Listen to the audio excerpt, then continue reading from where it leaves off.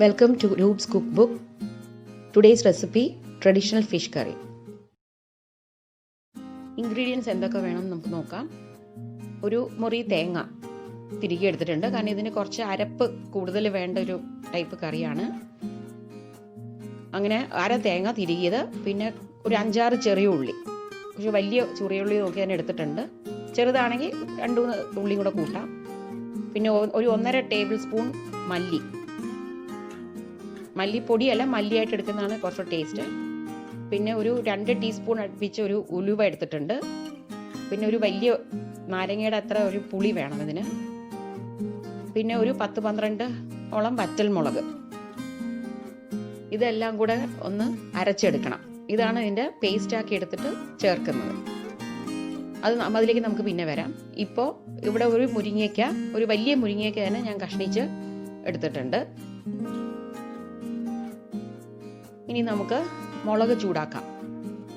വറ്റൽമുളക് ഇളം തീയിൽ ചൂടാക്കി എടുക്കണം. ഒരുപാട് കരിഞ്ഞു പോവണ്ട, നല്ലതായിട്ടൊന്ന് ചൂടായി അവിടെ ഇവിടെയൊക്കെ ഒന്ന് ചുമന്ന് വരണം.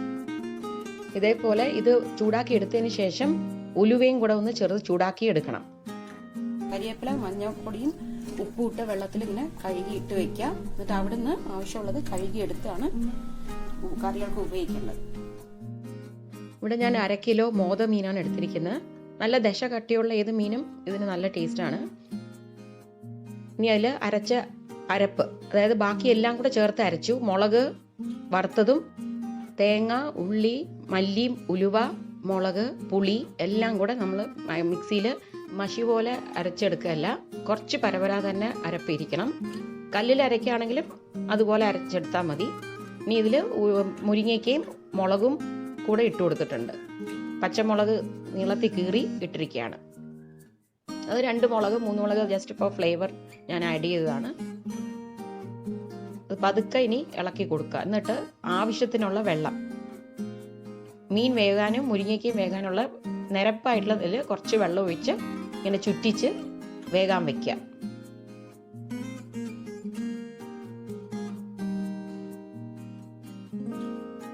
കുറച്ച് കരിവേപ്പില ഇട്ട് കൊടുത്തിട്ട് നമുക്ക് അടച്ച് വെച്ച് വേവിക്കണം. ഒരു 5 മിനിറ്റ് കൂടുതൽ നല്ലതായിട്ട് തിളയ്ക്കണം. നല്ല തിള വന്നിട്ടുണ്ട്. അപ്പം നമുക്ക് നല്ല മണം വരുന്നുണ്ട്. ഭയങ്കര ഉപ്പാണ് നേരത്തെ. ഇനി വേണം നമുക്കൊന്ന് ആവശ്യത്തിന് ഉപ്പിട്ട് കൊടുക്കാം. ഒരു ടീസ്പൂണോളം ഉപ്പ്, നല്ല ഉപ്പ് വേണം.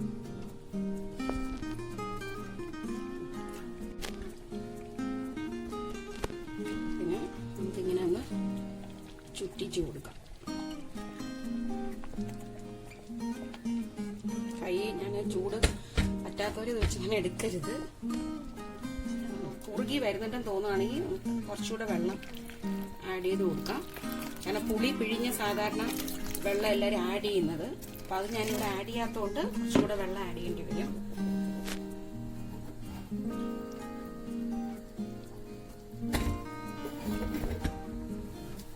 പതുക്കെ ഇളക്കി കൊടുക്കണം, കഷ്ണങ്ങൾ ഉടയാതെ.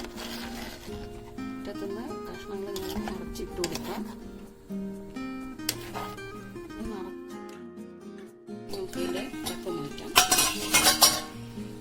നന്നായിട്ട് തിളച്ചു തുടങ്ങി.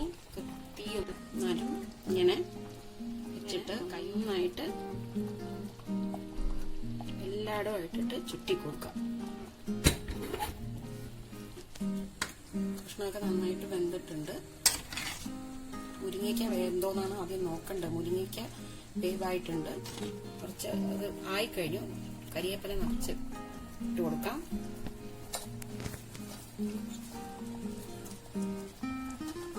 കച്ചെണ്ണ ചുറ്റിച്ച് ഒഴിച്ചു കൊടുക്കാം. ഇങ്ങനെ ഒന്ന് വീണ്ടും ഒന്ന് ചുറ്റിച്ചു കൊടുക്കാം. എണ്ണയും കരിവേപ്പിലയൊക്കെ ഒഴിച്ചതിന് ശേഷം ഇതൊന്ന് ഇളക്കി അവിടെ തന്നെ തീ ഓഫ് ചെയ്യാം.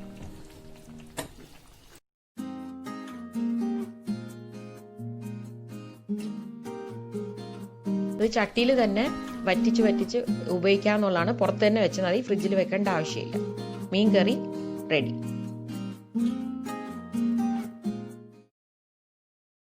Thank you for watching.